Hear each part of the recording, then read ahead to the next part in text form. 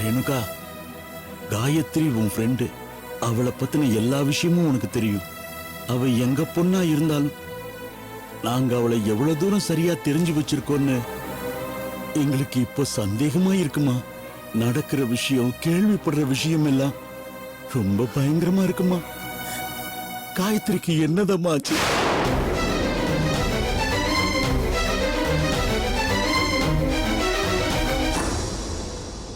அப்பா, நீங்க என்ன பேசுறீங்கன்னு எனக்கு புரியல.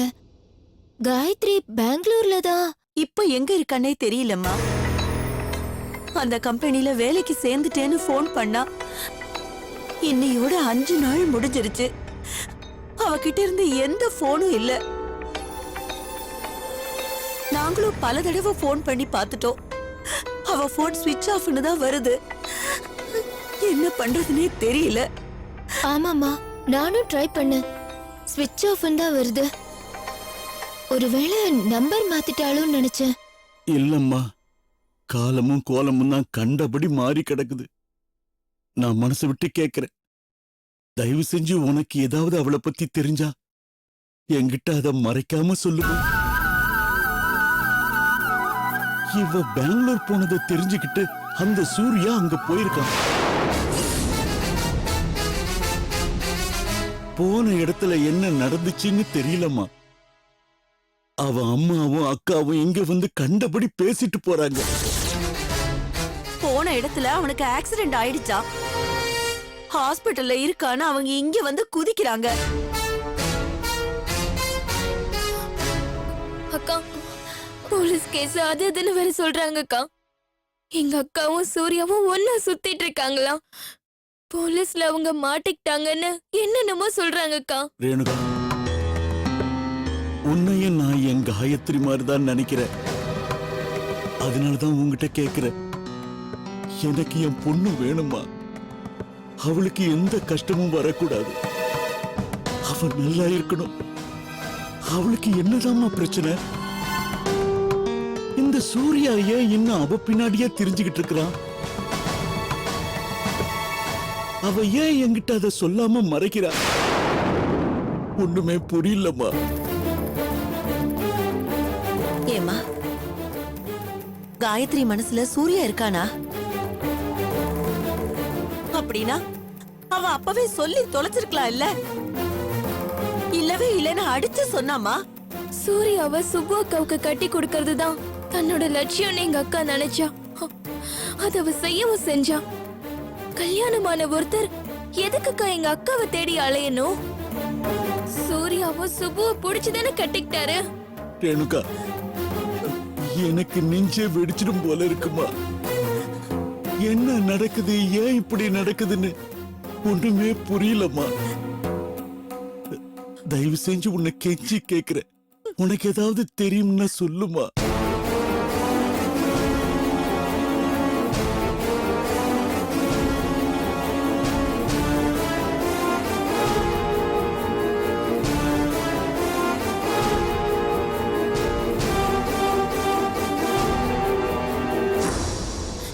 ஏம்மா, ஏம்மா ஒண்ணும் சொல்லாம இருக்கிற? காயத்ரிய பத்தி ஏதாவது தெரிஞ்சா சொல்லுமா.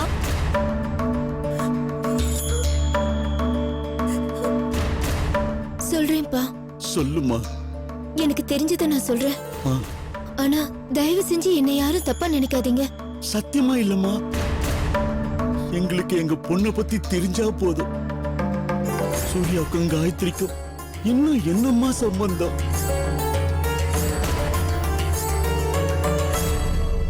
புருஷன் பொண்டாட்டி சம்பந்தம் இருக்குப்பா.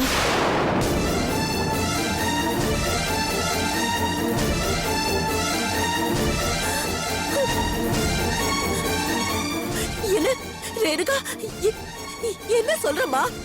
மனசை தேத்திக்கோங்கம்மா. காயத்ரியோட விருப்பம் இல்லாம கோயில்ல வச்சு சூர்யா தாலி கட்டிட்டாரு.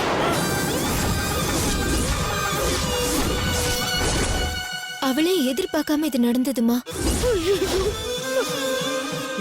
என்னம்மா சொல்ற? இது எப்போ நடந்தது?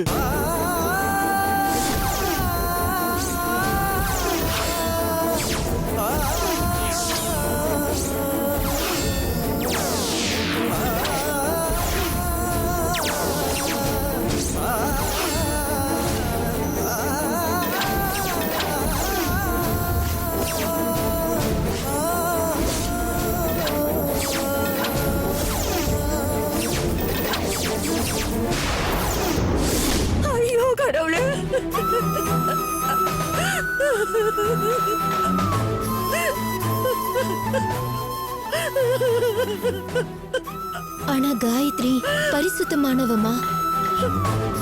சூர்யா சுப்புவோட சொத்து தான் அவன் நினைச்சா. இதையே கோடி தடவை சூர்யா கிட்டயும் சொல்லிருக்கா. அவர்தான் இது கேட்கவே இல்ல.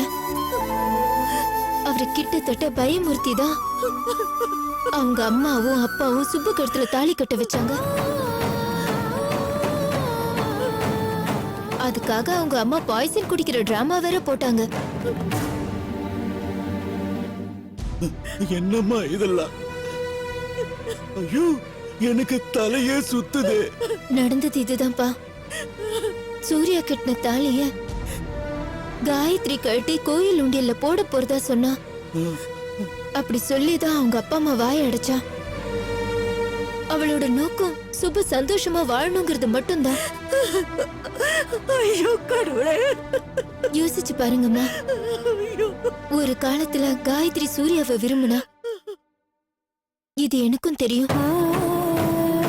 சூர்யாவும் காயத்ரி விரும்பினாரு. ஆனா விதி, நீங்க சூர்யாவோட அண்ணனுக்கு அவளை பேசி முடிச்சீங்க. உங்களோட வார்த்தையை மீறக்கூடாதுங்கிறதுக்காக தன்னோட காதல்ல மனசுக்குள்ளேயே சாகடிச்சிட்டு சுப்புவோட காதல் நிறைவேறணுங்கிறதுக்காக சூர்யா கிட்ட பேசினா. சுப்புவை அவரை கல்யாணம் பண்ணிக்கணும்னு சொல்லி வற்புறுத்தினா. ஐயோ கடவுளே.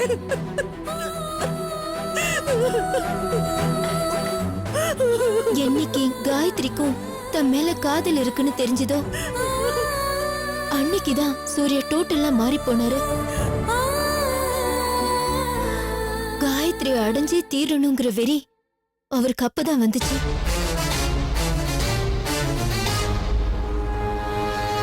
அதனாலதான் அவங்க அப்பா அம்மா சொன்னதையும் கேட்காம, காயத்ரி சொன்னதையும் கேட்காம, யார் சொல்லியும் கேட்காம அவ கோயிலுக்கு போயிருந்தப்ப அவளுக்கே தெரியாம அவ கழுத்துல தாலிய கட்டினாரு.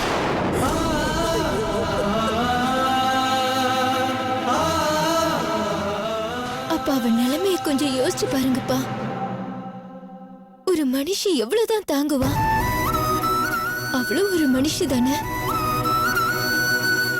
சுப்பு வாழ்க்கையை கெடுக்க கூடாதுங்கிறதுக்காக தான் சூர்யா கட்டின தாலிய கழட்டி போட்டதா சொல்லி வேலைய மாத்திக்கிட்டு பெங்களூருக்கு போனா.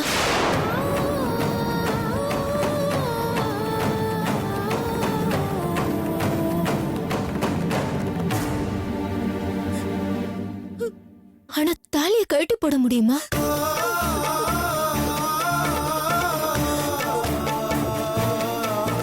சொல்லுங்கப்பா, அவ மனசு இதுக்கு இடம் கொடுக்குமா? அப்படின்னா அப்படின்னா பொதி சுமக்கிற கழுத மாதிரி தாலிய கழுத்துல சுமந்துக்கிட்டு அது மத்தவங்களுக்கு தெரிஞ்சிடக்கூடாதுன்னு மறைச்சு மறைச்சு வச்சுக்கிட்டு படாத பாடுபட்டிருக்காமா.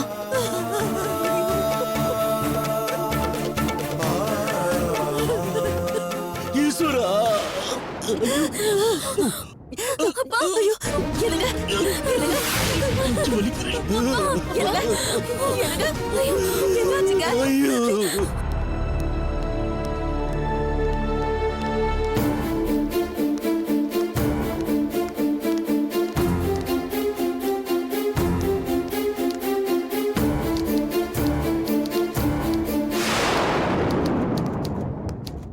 சார், எங்க சார் உங்க இன்ஸ்பெக்டர்?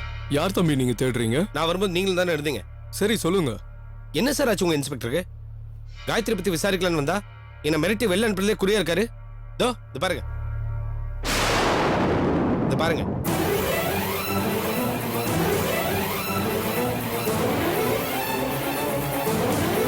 இது காயத்ரியோட தோடு. எந்த கம்பெனி எம்டி வேலை செய்யலன்னு சொன்னாரோ அதே கம்பெனி எம்டியோட வீட்டு வாசல்ல கிடைச்ச தோடு. இதுக்கு என்ன சொல்றீங்க? சொல்லுங்க சார், இதுக்கு என்ன சொல்றீங்க? நீங்க சொல்றது எனக்கு புரியுது தம்பி. இங்க எதுவும் பேச வேணாம். வெளியில போய் வெயிட் பண்ணுங்க, நான் வரேன். சார் அது இதோ பாருங்க, சொல்றத கேளுங்க. கொஞ்சம் வெளியில போய் வெயிட் பண்ணுங்க, நான் வரேன். ம்?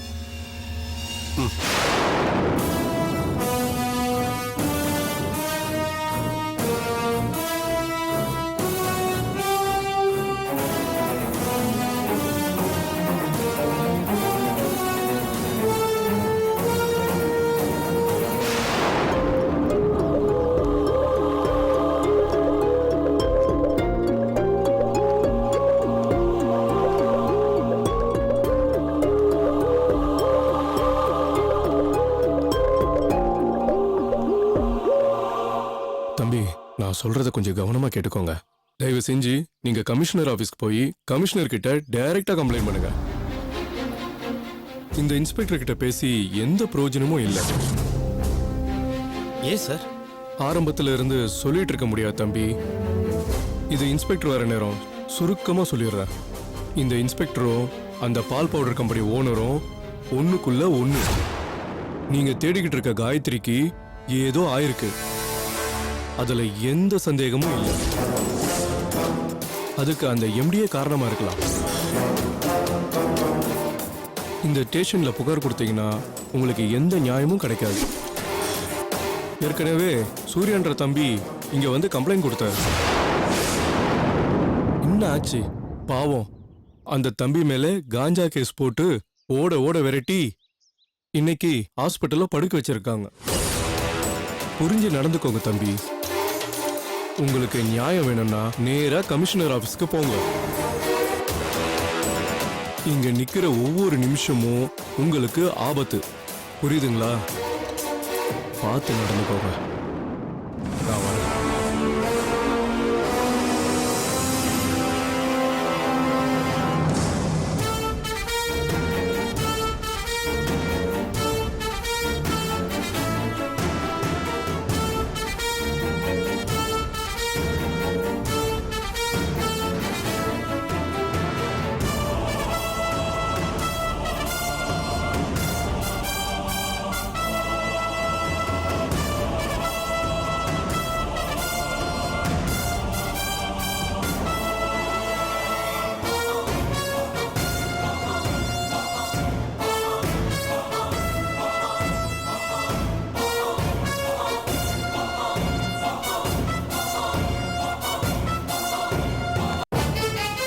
ஏ சுப்பு, வெளியில வாடி, வெளியில வாடின்னு சொல்றேன்ல.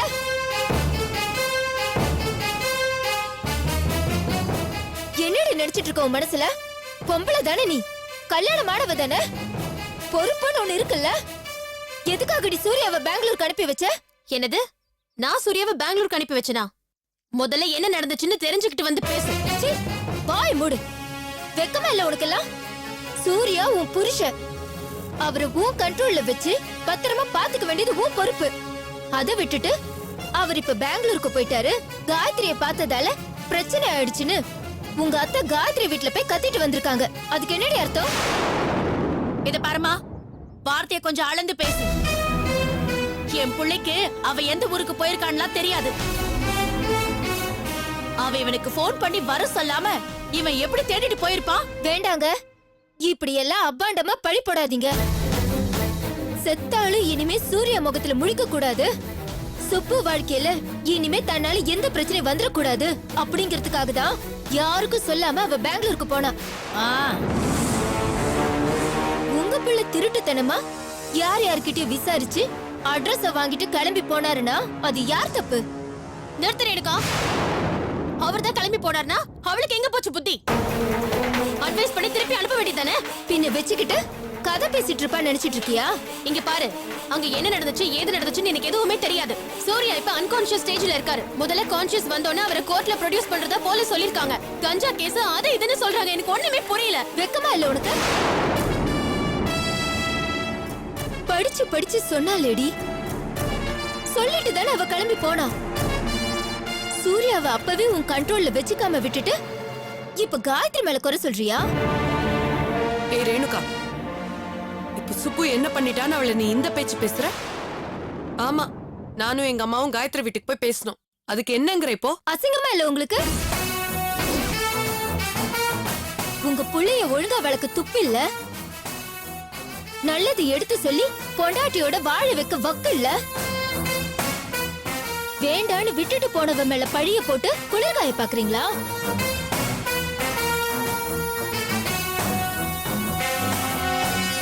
நீங்கெல்லாம் மனுஷங்களா? ஏய், இங்க பாரு ரேணுகா, இதுதான் உன்னோட லிமிட். இதுக்கு மேல ஒரு வார்த்தை பேசுன அப்புறம் அரைஞ்சு பேச வேண்டி, இதுக்கு மேலையும் பேசுவ.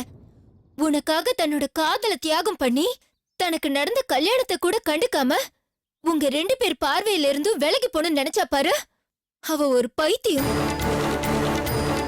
நீ நல்லா இருக்கணும், உன் வாழ்க்கை நல்லா இருக்கணும், நீ ஆசைப்பட்ட சூர்யா கூட நீ சந்தோஷமா இருக்கணும். இது தவிர வேற எதையுமே நினைக்காம உனக்காக அவ செஞ்ச தியாகம் தாண்டி உலகத்திலேயே பெரிய பைத்தியக்காரத்தனம். ரேணுகா, சீ, வாய் மூடு. நீ எல்லாம் காயத்ரி குறை சொல்ற. உனக்கெல்லாம் எதுக்கடி கல்யாணம்? வாய மூடுறி. பெருசா பேச வந்துட்ட. நீ முதல்ல ரொம்ப யோக்கியமான நல்லா யோசிச்சு பாரு. அடுத்தவங்களுக்கு அட்வைஸ் பண்றதுக்கு முன்னாடி உன் முதுகுல எவ்வளவு அழுக்கு இருக்குன்னு முதல்ல பாரு. லவ் பண்ணி தானே நீ விஜய கல்யாணம் பண்ணிக்கிட்ட. என்ன பெருசா வாழ்ந்து கழிச்சிட்ட. உன் புருஷனை ஒரு கேடுகட்ட அடிமை மாதிரி நடத்த பார்த்த. அவனை அசிங்கப்படுத்துறத நினைச்சு நீயே உன் வாழ்க்கைய சாக்கடையாக்கிட்ட. என்ன செய்யறதுன்னு தெரியாம அவனை கடைசியில ஜெயிலுக்கு அனுப்பிட்டு இப்ப வாழ வெட்டியா அடுத்தவங்களுக்கு அட்வைஸ் பண்ணிட்டு தெரிஞ்சிட்டு இருக்கியா? என்னமோ 100 வருஷம் நல்லபடியா குடும்பம் நடத்தி வாழ்ந்து சாதிச்ச மாதிரி பேசிட்டு இருக்க. உன்னோட யோகியதைய ஊர் ஃபுல்லா பேசுறேன். சொல்ல போனா உன்னை பார்த்துதான் எப்படி வாழக்கூடாதுன்னு நான் கத்துக்கிட்டேன்.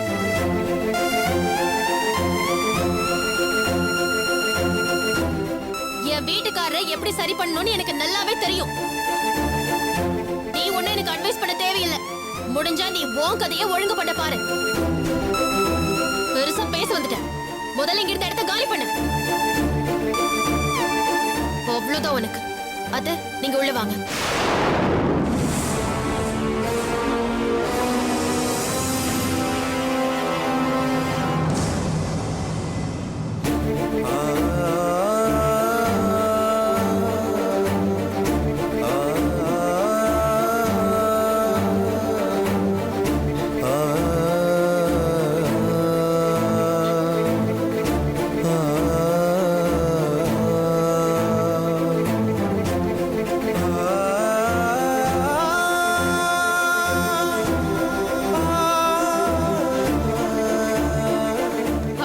அட்வைஸ் பண்றதுக்கு முன்னாடி உன் முதுகுல எவ்வளவு அழுக்கு இருக்குன்னு முதல்ல பாரு. லவ் பண்ணி தானே நீ விஜய கல்யாணம் பண்ணிக்கிட்ட. என்ன பெருசா வாழ்ந்து கழிச்சிட்ட.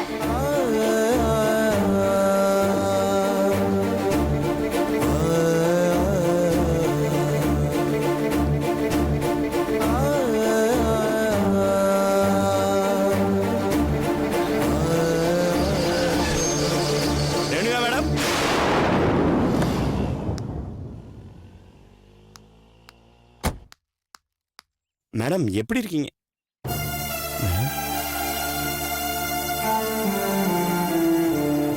மேடம் என்னாச்சு மேடம்? என்னம்மா அது அழுதுட்டு இருக்கீங்க? என்னாச்சு சொல்லுங்க மேடம், என்னாச்சு?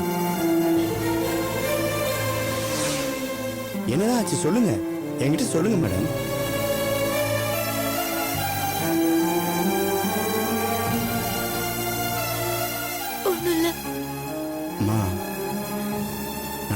உப்பு தின்னுவம்மா. நான் புள்ள குட்டிக்காரன். கேசு கீசுன்னு வந்துருமோன்னு பயந்து தான் உங்கள் அப்பா செத்தவொன்னே அப்படியே விட்டுட்டு ஓடிட்டேன்.